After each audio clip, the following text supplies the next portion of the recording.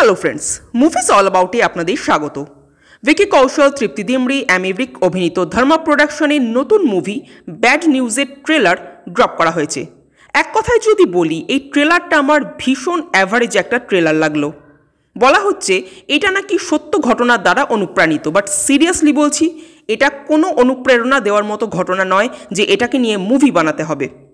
বলা হয় বাংলা ইন্ডাস্ট্রিতে লোকের অভাব, গল্প লেখার লোক নেই, স্ক্রিপ্ট লেখার লোক নেই, নতুন ডিরেক্টর নেই, কিছুই নেই। অথচ হিন্দিতে নাকি সব আছে। তো এই হলো সব থাকার নমুনা। ট্রেলার দেখে গল্প সম্পর্কে যেটা বোঝা যাচ্ছে যে একটি মেয়ে একই সাথে দুটো ছেলের সাথে রিলেশনশিপে থাকে। পরে যখন সে কনসিভ করে তখন সে বুঝতেই পারে না যে তার বাচ্চার বাবাকে। মেডিকেল টেস্টে জানা যায় যে দুজন ছেলের সাথে তার রিলেশন ছিল, তারা দুজনেই নাকি সেই সন্তানের বাবা। Wow, what an unique concept. মানে এসব উচ্চমানের গল্প মানুষজন লেখেও আবার সেটা প্রোডাকশন হাউস অ্যাকসেপ্টও করে নেয়। মানে ও আচ্ছা, এটা তো আবার সত্য ঘটনা অবলম্বনে। মানে এত উদ্বুদ্ধ করার মতো গল্প যে এটা আমাদের সমাজকে ইন্সপায়ার্ড করবে আর কি। মানে কি আর বলবো, অ্যাডাল্ট কমেডি বানানোর নামে রীতিমতো ভালগার কমেডি বানিয়ে দিয়েছে। ধর্মা প্রোডাকশনের আর কত অবনতি হবে বলতে পারেন।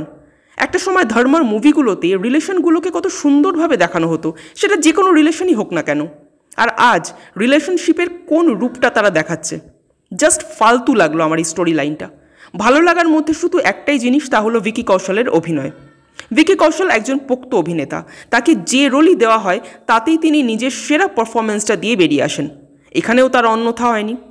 তার ডায়লগগুলো ভালো ছিল, তার এক্সপ্রেশন, বডি ল্যাঙ্গুয়েজ সবই কিন্তু দর্শককে হাসাতে সক্ষম হবে। বাট ভিকি কৌশল ছাড়া আর কোনো কিছুই এই ট্রেলারে একদমই ভালো লাগেনি। আপনারা যারা ট্রেলারটা দেখেছেন তাদের কেমন লাগলো কমেন্ট করে জানাবেন। আর আমাদের ভিডিও ভালো লেগে থাকলে প্লিজ লাইক, শেয়ার ও সাবস্ক্রাইব করতে ভুলবেন না। Thank you.